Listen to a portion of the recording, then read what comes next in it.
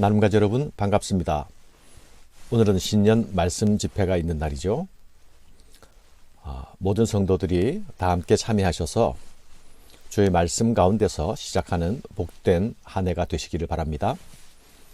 오늘 묵상 말씀은 모세가 십계명을 받았던 시내산 계시 사건을 다시 언급합니다. 그 중에서 특별히 모세의 중재자 역할을 담고 있습니다.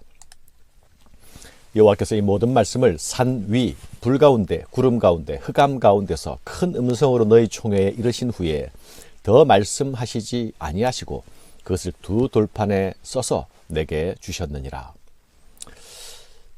이 모든 말씀은 문자적으로 이 말씀들을 말합니다. 곧 모세가 바로 전에 선포한 십계명의 말씀을 일컫는 것이죠. 여호와께서 주신 이 말씀들이 너희 총회에 하셨다, 너희 총회에게 하셨다라고 말씀하고 있습니다. 말씀의 선포 대상은 이스라엘 모든 백성을 일컫는 이스라엘 총회입니다. 십계명이 선포되는 동안 시내산 주변은 불과 구름 그리고 흑암이 있었습니다. 불과 연기와 번개와 천둥이 그곳에 하나님께서 임하신다는 사실을 알 수 있도록 상징적인 자연의 도구가 동원된 것입니다.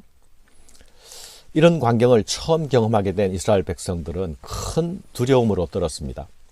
하나님의 임재를 처음 경험하는 백성들이 기쁨과 환호보다는 두려움으로 반응했습니다. 이것은 어찌 보면 아주 당연한 것입니다. 백성들의 수령과 장로들이 모세에게 나와 말합니다. 우리 하나님 여호와께서 그의 영광과 위엄을 우리에게 보이셨다. 불 가운데서 나오는 음성을 우리가 들었다. 지금 우리가 하나님의 음성을 듣고도 살아있지만 만일 우리가 우리 하나님 여호와의 음성을 다시 듣게 되면 우리는 죽을 것이다 라고 말합니다. 사랑하는 여러분, 우리에게 계명을 주신 그 하나님은 사랑의 하나님이 아니십니까? 그분이 얼마나 우리를 신실하게 대하시는지, 그분의 보좌에서 하늘에서 땅으로 친히 찾아오셔서 자기 백성 가운데서 말씀하시지 않습니까? 그러나 이 사랑의 하나님은 동시에 두려움의 하나님이시요 경외의 하나님이십니다. 백성들은 하나님이 말씀하시지만 감히 죽을까 봐 두려워서 계속 들을 수가 없었습니다. 하나님의 임재의 위험 앞에서 생명의 위협을 느꼈던 것이죠. 그래서 모세가 하나님과 자신들 사이에 중재자가 되어줄 것을 요청합니다. 육신을 가진 자로서 우리처럼 살아계시는 하나님의 음성이 불 가운데서 바람을 듣고 생존한 자가 누구니까? 당신은 가까이 나아가서 우리 하나님 여호와께서 하시는 말씀을 다 듣고 우리 하나님 여호와께서 당신에게 이르시는 것을 다 우리에게 전하소서. 우리가 듣고 행하겠나이다 하였느니라. 하나님이 우리를 찾아오시는 사건은 분명 은혜의 사건이죠. 우리는 그 특권을 누리는 자들입니다. 그런 하나님이 찾아오심을 대하는 우리 인생은 두려움과 떨림으로 반응할 수밖에 없습니다.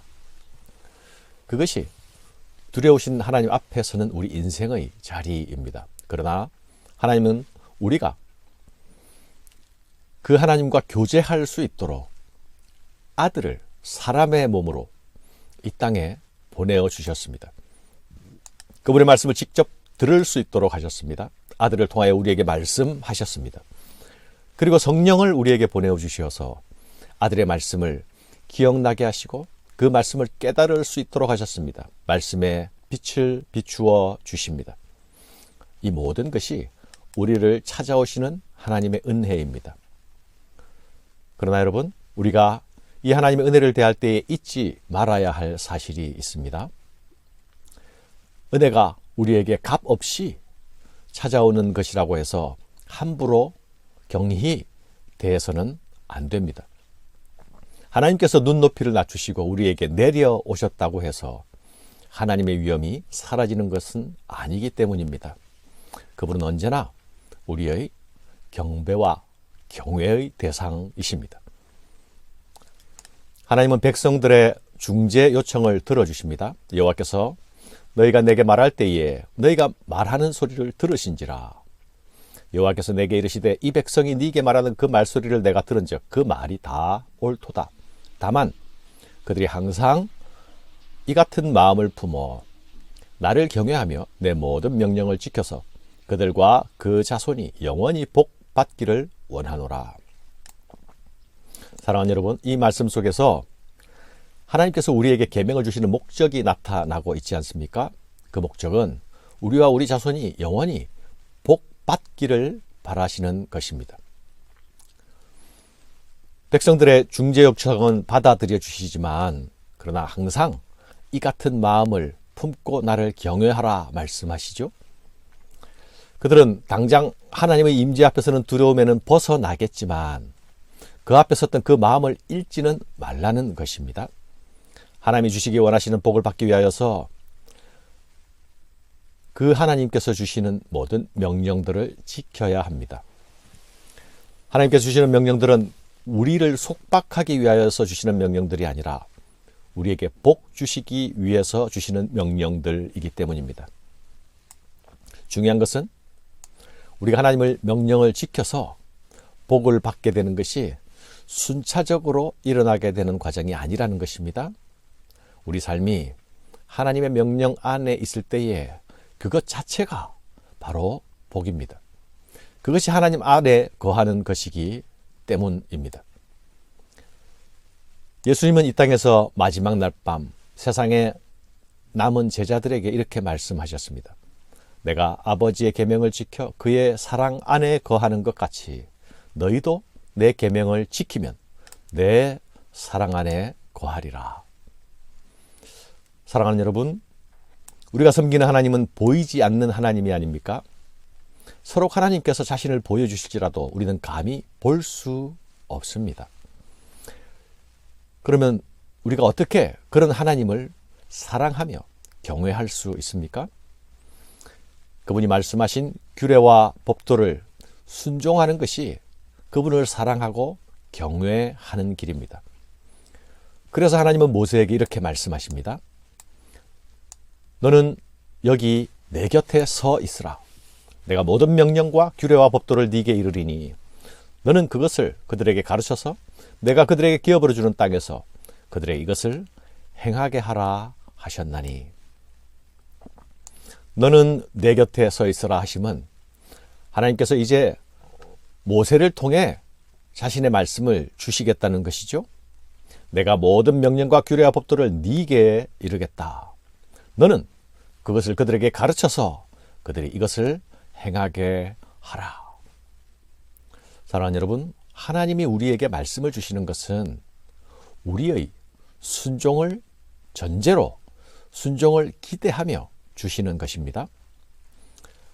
말씀을 지켜 행하는 것은 하나님의 뜻을 내 삶으로 아멘하며 살아내는 것을 말합니다. 진정한 하나님의 백성이 되는 길은 이 하나님께서 주신 말씀 앞에서 말로 아멘할 뿐만 아니라 그 말씀이 내 삶이 되게 하는 것입니다. 그런즉 너의 하나님 여호와께서 너에게 명령하신 대로 너희는 삼가 행하여 좌로나 우로나 치우치지 말고 너희 하나님 여호와께서 너에게 명령하신 모든 도를 행하라. 그리하면 너희가 살 것이요 복이 너희에게 있을 것이며 너희가 차지한 땅에서 너희의 날이 길리라.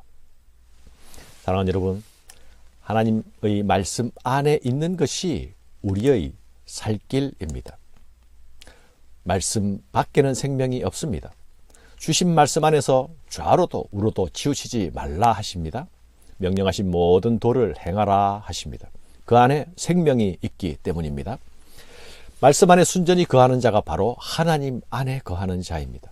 하나님을 진정으로 사랑하는 자는 그분의 말씀을 즐거워하며 그 말씀 안에 거합니다. 그 안에 진정한 복이 약속되어 있습니다. 우리 하나님이 복의 근원이시기 때문이죠.